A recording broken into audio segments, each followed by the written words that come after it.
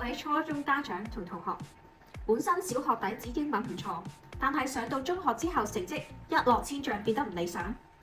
到底係咩原因？其實初中嚟講已經唔可以用小學嗰套去應付。小學講緊嘅只係 grammar， 但係中學講嘅係 grammar、vocab、考試思維同技巧。如果你諗住單靠學校，冇意思。傳統嘅教學方法令同學對英文失去興趣，徹底抗拒英文。點算好？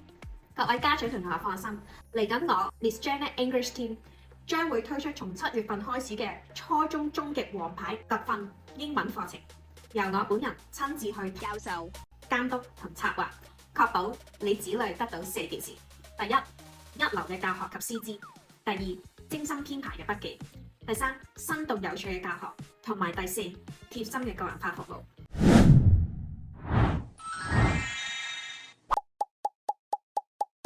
如果想了解更多詳情嘅家長同同學，快啲 click 我以下呢條 link， 我哋會給你最詳盡嘅資訊，名額有限，只限頭100位。